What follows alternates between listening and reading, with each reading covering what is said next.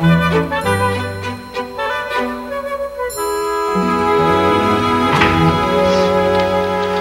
George. Morning.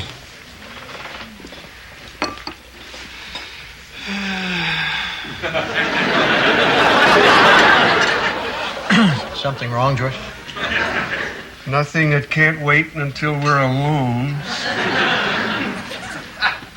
George, it's okay. They're not listening. Oh, okay, Dick. My paycheck bounced.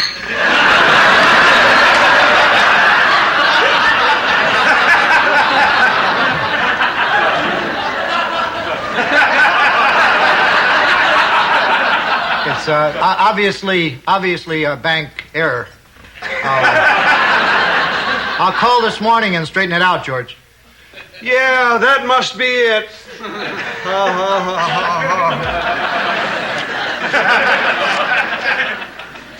George, what are you doing?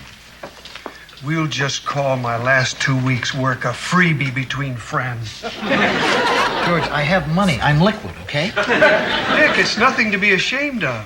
Come on, let me lend you a little money until this thing blows over. Whoa, clam up. Until what blows over? Nothing's blowing over. My paycheck bounced. What? Sorry, Dick, she wore me down. Joanna, it's a bank error. Just tell me how much you need, and it's yours. George. $25,000. Gee, Dick, that's almost half of what I have. But you are my best friend. Hold it.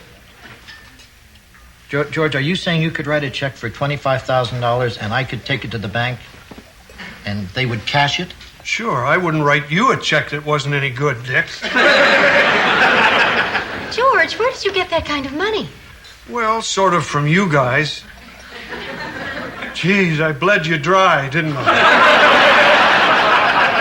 George, you couldn't possibly have saved $50,000 from what we pay you. Well, my father left me some, and my room and board here is free. The only thing that costs me money is my Beaver Lodge dues and my Tool of the Month club. Of course, now that I'm out to 25 grand, I guess I'll have to give up the Tool of the Month club. Next month was going to be a ratchet. Honestly, George, we don't need your money. George, we're in good shape. Not as good as you are, but we're doing fine. Oh, that's great to hear. I guess I'll get to work. I've got a door to paint, a banister to sand, and a check to repair.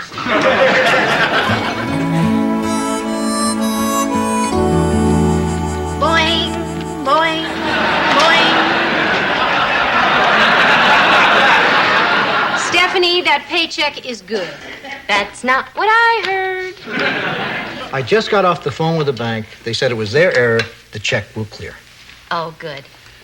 Would it be possible for me to be paid in cash from now on? No? Michael! Hold that thought. Why, Dick, you look a little drawn. In fact, I'd say a bit overdrawn.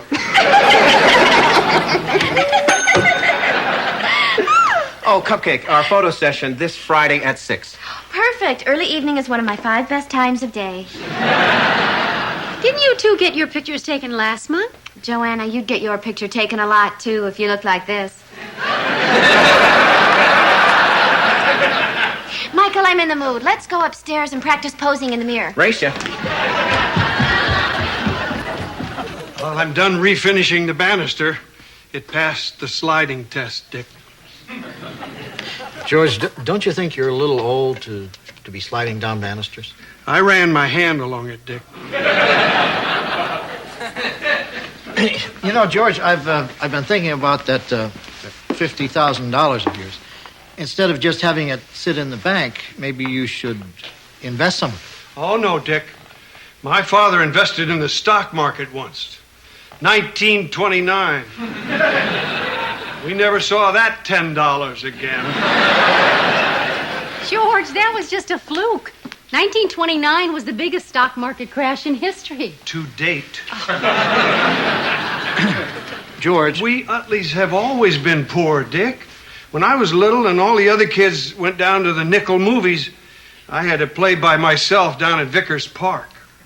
After the show, a couple of my friends would come back and act out the movie for me. When I finally got to see some of those movies, I was disappointed. I mean, to me, Johnny Blinko was Scarlett O'Hara. But George, I mean, you have money now. You should go out and enjoy it. And I can't think of anything I really need. Yeah, but half the fun of having money is spending it on things you don't need. What's the other half?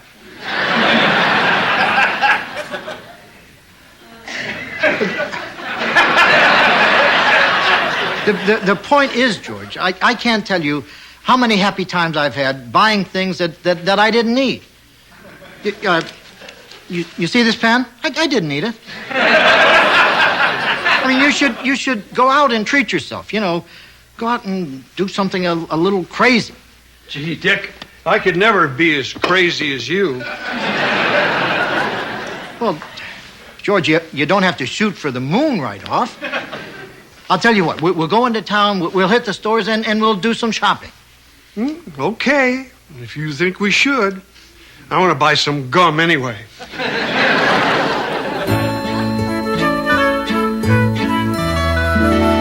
George, you've got to find something in here. Hey, what a great-looking ball.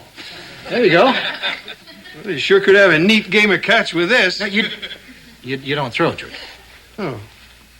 Can I bounce it? No, just put it on the floor. Oh. Do I kick it? No, you'd break it. Well, so far, this is the worst ball I've ever seen. Watch this, George.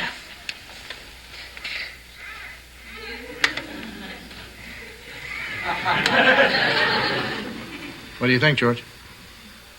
Kind of scary, Dick. Oh, George, here's something that'd be perfect for you. Does it move? No, it's an electronic memo minder. Keep track of all your appointments. Oh, neat. What appointments, Dick? George, everybody has appointments. Well, I do have a beaver meeting every Thursday. But as you see, I remembered that. Dick, can we go home yet? We've been to 8 stores, and I'm about shopping spreed out. Technically, it isn't a spree until you bought at least one item. Well, okay, Dick. What does this blue thing do? Oh, that's a biofeedback machine. You'll love this, George. Just put your fingers in there. And as I relax, the pitch will go down.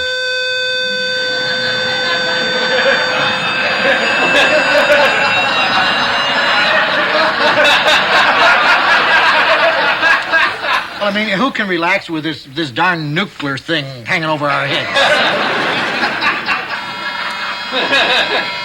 Yeah, I kind of like this.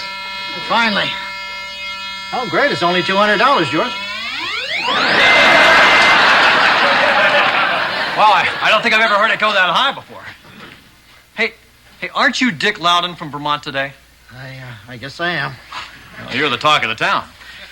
So you'll understand that any purchases you make today will have to be cash only.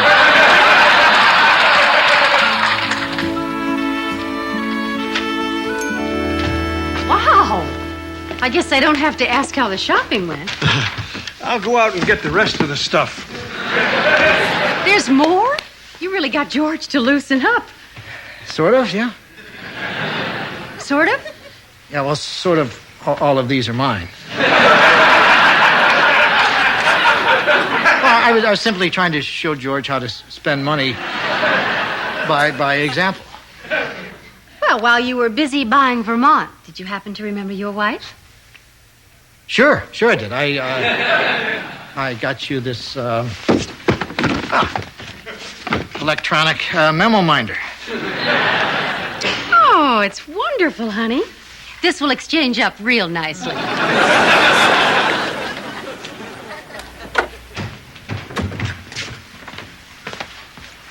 How are you, Dick? Fine, JJ. You know, Dick, I know you and I have had our differences, but down at the station, we like to think of ourselves as, well, one big family. We do? And I guess you're sort of like the father of our family. Maybe because you're kind of older, a bit bossy, not as fun-loving as the rest of us. Anyway, word is you and the missus are pretty close to living out of a shopping cart. So, everyone down at the station took up a collection and bought you some groceries. Here you go. Enjoy. And remember, ration. JJ, we're not on the skids. I know you're a proud man, Dick, and you probably have your own way out of this, but before you start going after the neighborhood pets... JJ, take it back. Dick, do you want me to put your home laser light show with the rest of your stuff? That'll be fine, Joe. Well, it's good to know our charity won't go to waste on a man without a brand new laser light show. Jeez, no wonder you're broke. It's a sickness. Get help.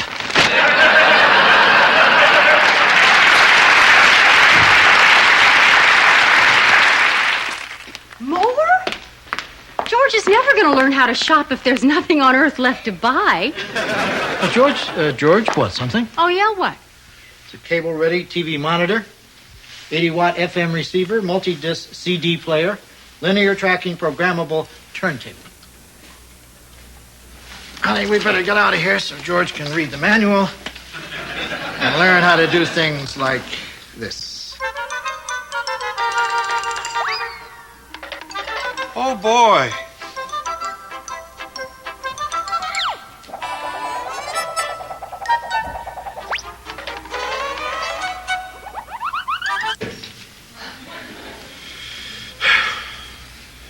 We didn't even stop off for gum.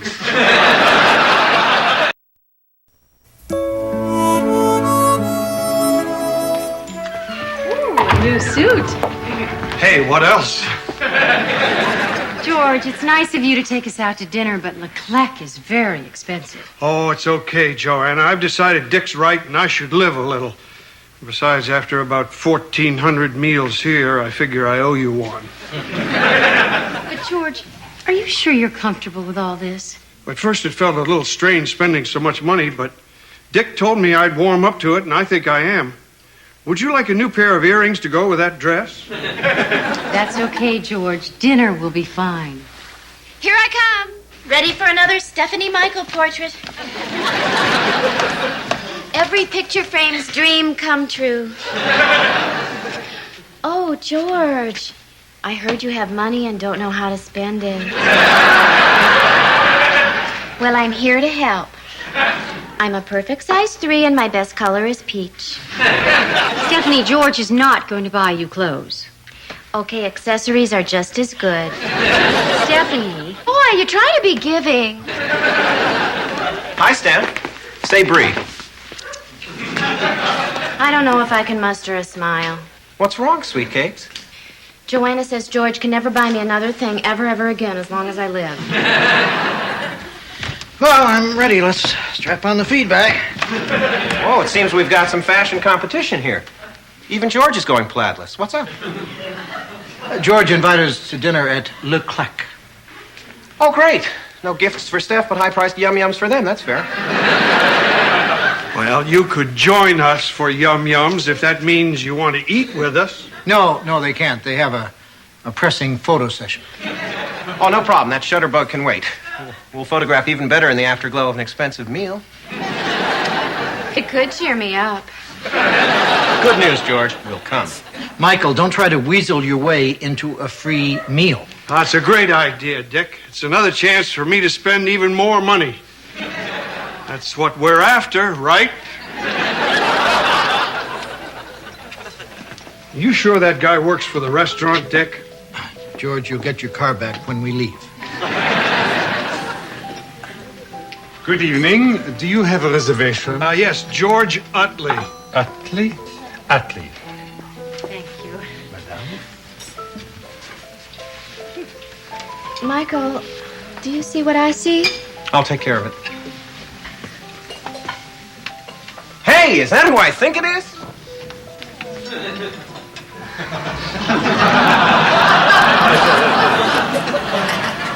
Thank you, Michael. Bonsoir, I am your maître d', Charles. My name is George, and this is... Joanna? And, Stephanie. Michael. George, you don't have to, Dick. And your head waiter will be Thomas. wow! How do people in France afford to eat? But I'm glad I'm here. Tomas? No, I'm Neil. Tomas? John. Would you care to begin with a little wine? Tomas? Elton, your wine steward. Where the heck is Tomas? Bring us a bottle of your best and keep it flowing. Michael, we're not spending all of George's money in one go. Hey, Dick, loosen up. Bring the bottle and keep the rolls flowing, too. George, that could be $100 bottle of wine. Boy, we're really living tonight, aren't we, Dick? Good evening. I'm Thomas. I'm told there is some rush to order here. Jeez, he doesn't look at all like I pictured. This evening, the specialty de la maison is Chateaubriand Beaucotière with chanterelle mushrooms and skewered vegetables de Robichaud. That sounds good. Is that okay with everybody? Oh, I love a good chocolate. Would it be possible to get a salad with the special? Oh, yes, monsieur. We have a very nice endive salad. Of course, that would be extra. Indeed. I think I'll stick with the French stuff. Good choice, monsieur. The French stuff is very good tonight. George, this is really lovely. Thank you for taking us out for such a nice evening. Hey, I'm having a great time. And I really want to thank Dick for showing me my new, better way of life. Well, you're welcome, George. Gee, that salad really looks good. I think I'll order one. A salad? You're ordering a salad? What's the matter, Dick? A special isn't enough for you? Please, Dick, you're causing a scene. George, I don't have to order the salad. Oh, sure. Wait and go nuts on the dessert tray. George? Michael, everyone's looking at me, and for bad reasons. Problem, monsieur?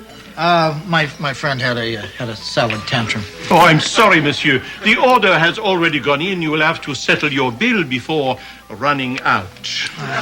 How much is it? I'm sorry, monsieur. We are not able to accept a check. It's all right. I have 2 pieces of ID. That is the problem, Monsieur Loudon. We know who you are. Michael, this one is on you.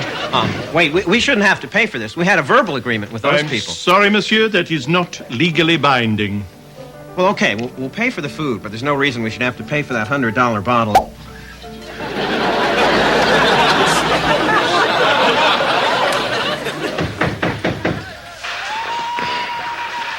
Come in.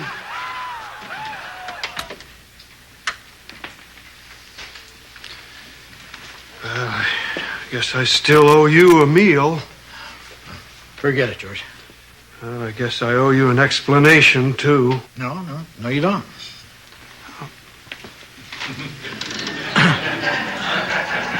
Of course, I couldn't help wondering. I'm sorry, Dick. I tried to enjoy spending money, but it doesn't make me happy the way it does you. It sort of makes me crazy. I guess I'm just screwed up, huh, Dick? You're okay, George. I mean, as bizarre as it may sound, you just weren't cut out for a life of excess. But everyone told me I should spend my money if I wanted to be happy. Everybody was wrong. That was mainly you, Dick. Well, then I was wrong. Come on, Dick, you're never wrong. Well, I was wrong about this. Who'd have thought you'd ever be wrong about anything? There's always a first time for everything. Gosh, Dick Loudon was wrong. All right, George. the point is that it's all right to not spend money if there's absolutely nothing that you want. Well, actually, there's something I sort of want, but it's kind of silly. Well, nothing you really want could be silly, George.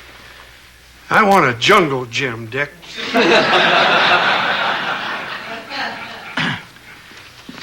You might want to keep that to yourself, George. It's not for me, Dick. It's for the playground at Vickers Park.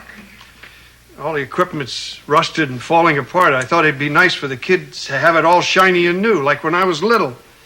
Maybe they could even have a stage where they could act out the movies. George, I think that's a great use for your money. Gee, Dick, but you're always wrong. I'm not wrong about this. Great, I finally got what I really want. And this. But, George, most of them are in boxes. We can return them tomorrow. The home entertainment center isn't in a box, Dick.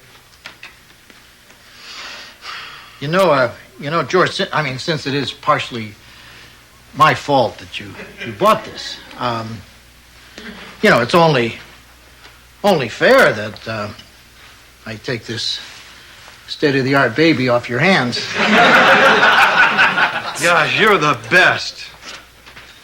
Gee, Dick, does it have to be a check?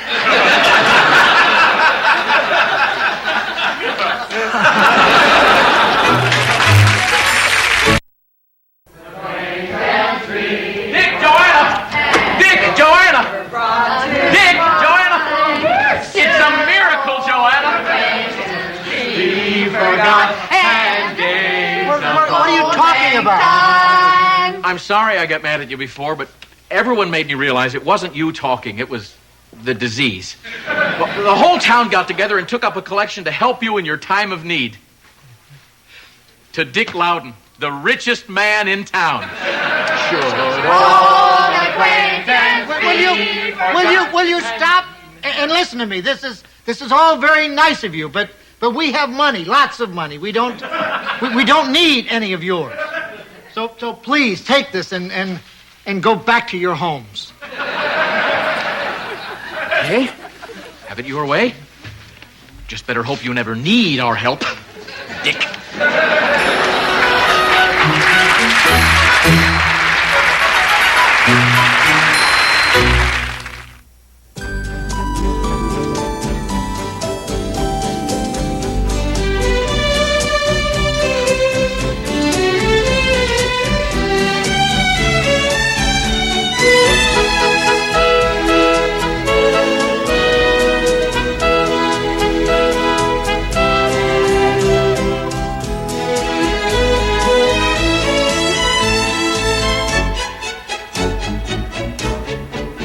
Meow.